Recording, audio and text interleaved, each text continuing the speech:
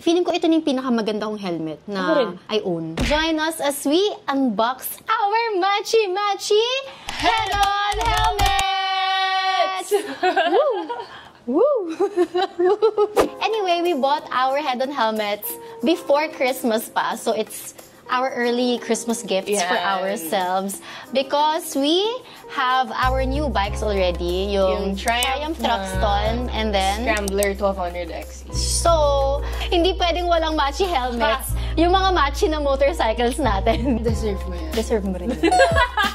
Kulang pa. We would like to congratulate first WWR for being the exclusive distributor of Head-On. So, doon namin nakuha yung mga Head-On helmets namin. And guys, it's also available sa Moto ACCS, sa Moto Italia Inc., and sa Triumph. Sa Triumph Motorcycles. Start the year with a budol! Damay na namin kayo.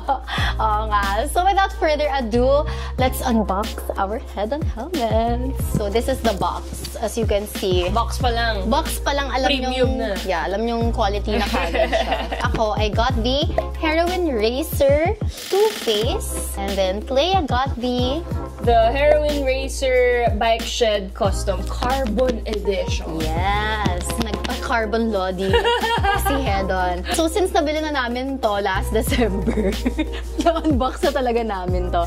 And nagamit na rin namin sa mga ibang rides namin. Huwag kayong maniwala sa unboxing na to. Kunwari lang na hindi namin nakikita yung loob na to, pero nagamit na namin to. So, yung challenge for today's video, mahali, dapat kung ano yung naging reaction natin, yung first time na nakita natin yung mga helmets, dapat ganun pa rin yung reaction natin ngayon. Diba? Pag commercial. Hindi, okay nga eh. Kasi yung video na to, pwede natin masabi sa kanila or ma-share sa kanila yung experience natin while using this helmet. Hindi, first-hand experience natin while riding. Oo. Ako, madami akong masasabi dito. Ako rin. Madami rin akong masasabi. O, pang commercial ha? Yes! Wow! Wait, actually, pakita muna natin yung mga inclusions inside. Ay, wala na. Natanggal ka na. Ito muna. Ba't wala akong ganyan? Wala kang ganyan. Ano yan? I'm actually not sure. This one, what's this? Ano to? Nung in-unbox namin to before, never rin namin to napansin. Greeting card. And then, parang warning lang for your helmet. And then this one, I'm not sure what this is. May pa-sticker. Reflectorized to! Yes! Ayan o. So, pag nailawan siya, halimbawa, malong ride ka, tapos gabi yung mga rides na ginagawa mo or pinupuntahan mo, pwede mo ito lagay sa helmet mo para malaman ng mga kasama mong motorsiklo sa daan or other, vehicles. Other people. Kita nila na nandun ka. Hello, I'm here. So, reflectorized. Oh my God, ang cool! Ngayon ko lang napansin na reflectorized siya. So, for added safety na rin. Let's proceed to the very exciting part. Bag pa lang, ang kapal na! Yes, ang ganda ng quality ng helmet bag nila. Yes. So, ayan, may detail of the Head-On logo. Ito na! This is it! Feeling ko nakita naman na nila to sa mga photos. Sa mga photos natin and sa video natin. Yeah, so...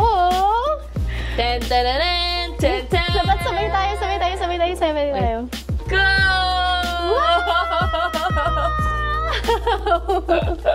Sobrang ganda, grabe. Love at first sight siya. Feeling ko ito na yung pinakamagandang helmet na I own. Ako rin naman. Except for, also yung sa DJR helmet ko, na Head-On din. Head-On din kasi. Yung naman half-face, yung Head-Onist na helmet. Let's go on with the looks muna. Yung mga aesthetic details niya. Nakikita mo kagad na very simple premium. Pero rock.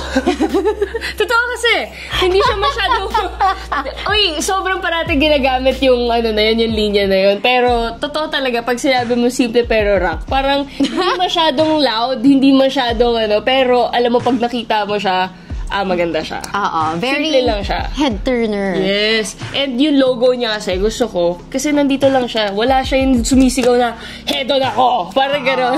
Very subtle, very minimalist lang yung details. But you'll know that it's Head-On because of the quality and the timeless design. So kahit hindi ka rider, pag nakita mo to talagang Ganda naman ng helmet niya. Paano pa kaya pag nahawakan nila?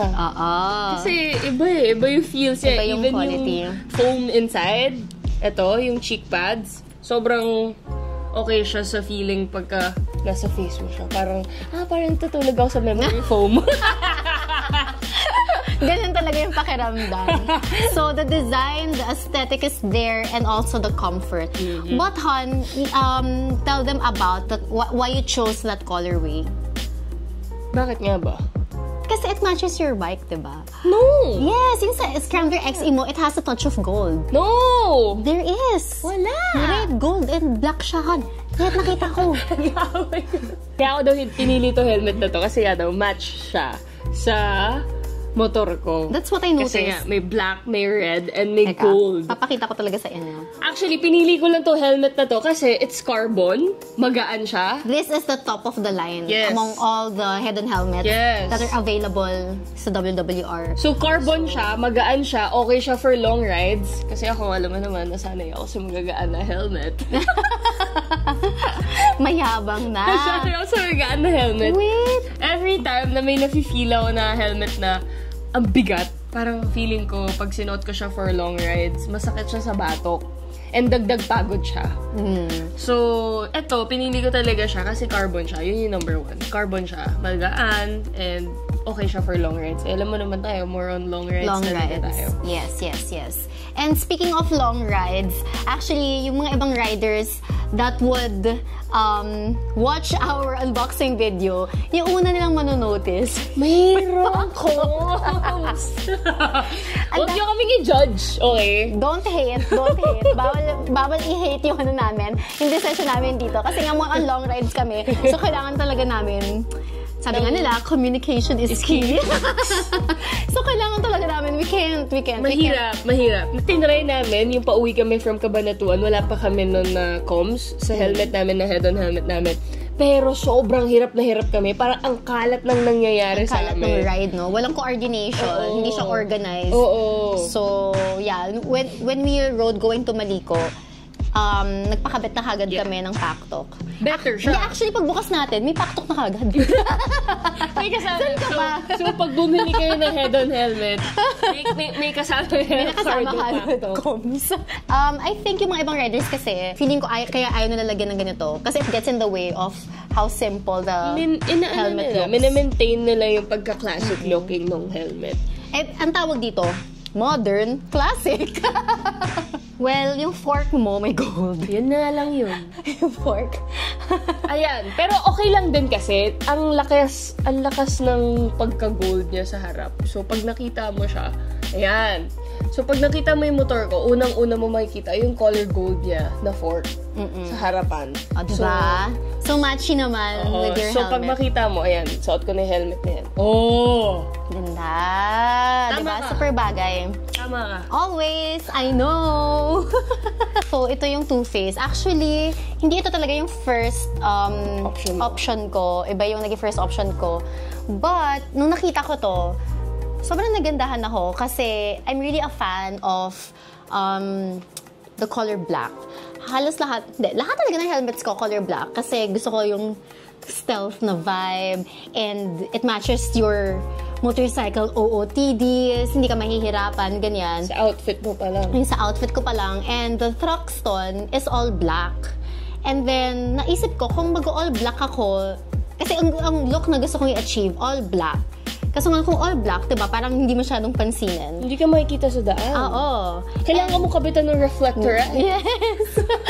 So, ang ganda nito kasi meron a little bit of white. So, yun yung nagustuhan ko sa detail na to. Diba? Pero it's really nice. Yeah. It is a good-looking helmet. It matches my, personality. Maitim yung budhi mo? Uy! Hindi. Dark soul. Minsan angel, minsan dark soul. Opo. Uy! Grabe! Yung unboxing na helmet, walang hugot dito Personalan! And nakita ko nga rin, yung mga other riders that own this Too Faced helmet, yung visor nila is color black. Kaso nga lang, sometimes when we go on night rides, parang ang hirap sa visibility. Siguro okay dyan, mag-tinted ka na lang na visor. Or, kunyari, if you go on breakfast rides, I can replace it with a darker visor. Kung morning ride. Stealth mode na stealth mode, diba? Parang ayaw mo magpakilala. Huwag niyo ako kausapin. Huwag niyo ako kausapin. Hindi niyo ko kilala. Hindi niyo nakikita kung sino yung nasa helmet na to. So, sabi nga ni Clea kanina, na very subtle yung design ng helmet. But, if you look at it closely, tignan nyo naman, yung mga metal accents, sobrang elegant. Pakita mo yung sa'yo. Yung kay Clea kasi parang... Black. Metal black. Gunmetal siya. Yes. Ayan. And even the metal plates here. Ito na. Nakikita niyo to. Yan.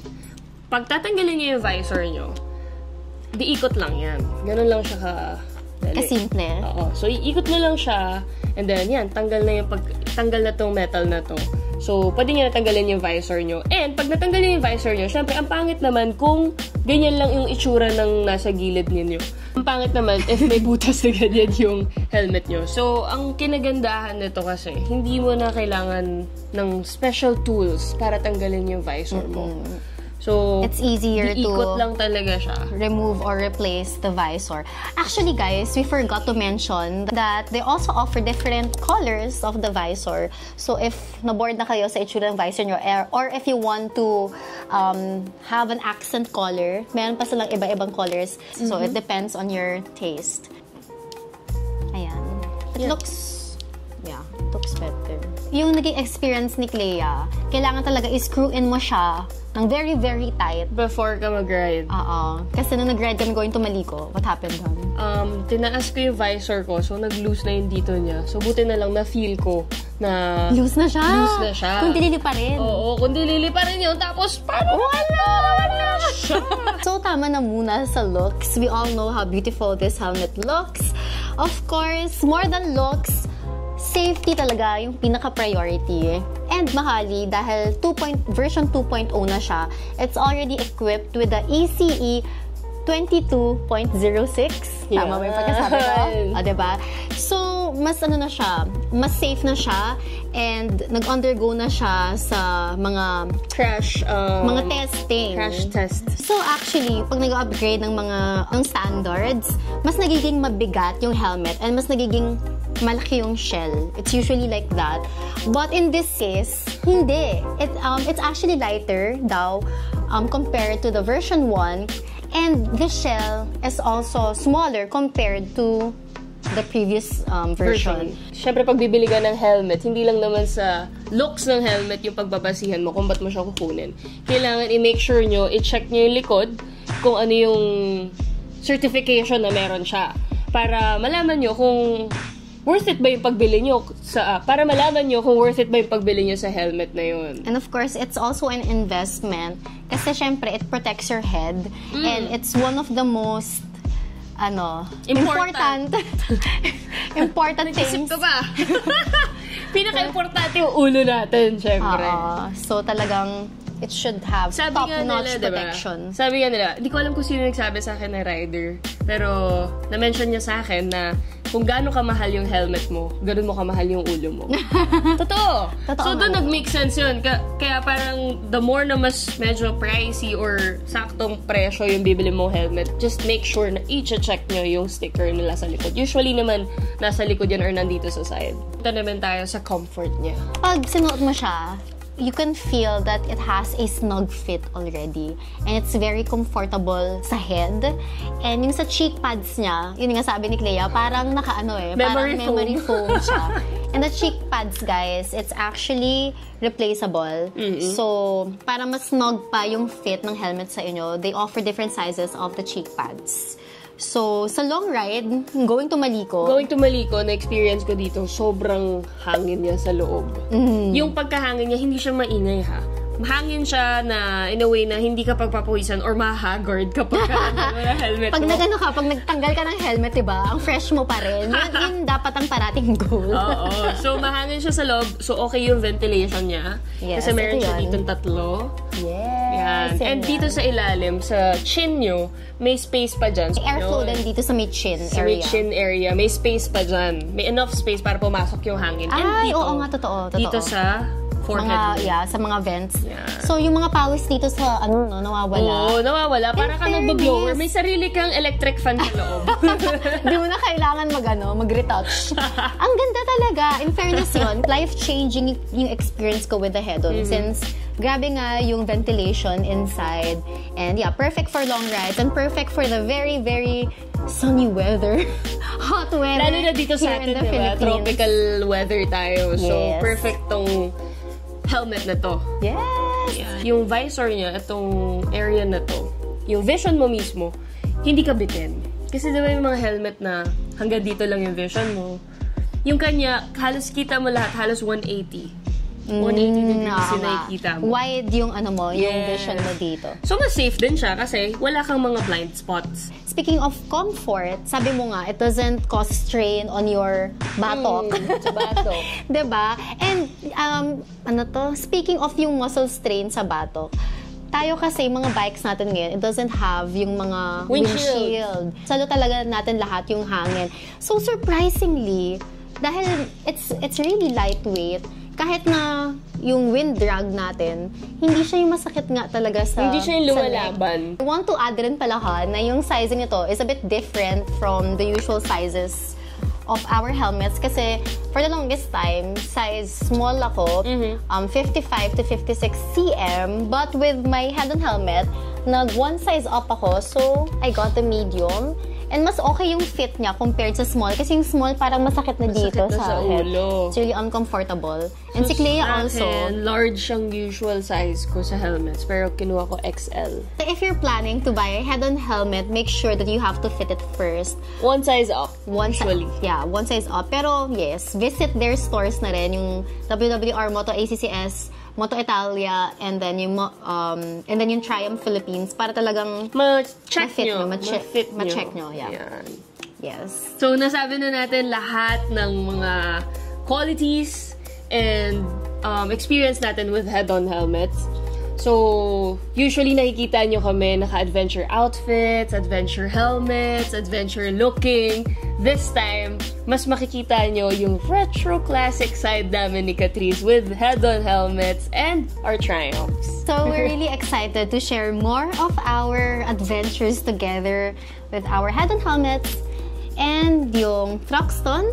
And the Scrambler XE. Yes, and to wrap it all up, I really think that this is such a beautiful, worth the investment helmet. It has the looks, the aesthetic, the comfort, and the safety. So, yes, worth the price. Yes, worth it yan. Bilhin nyo na yan. Speaking of deserve mo yan, WWR will offer an exclusive promo. I think this is your sign to get your hands on the head-on helmet. And again, congratulations WWR for being the exclusive distributor of head-on helmets. Yes. Yay! Tara na! Mag-matching-matching na tayo ng head-on.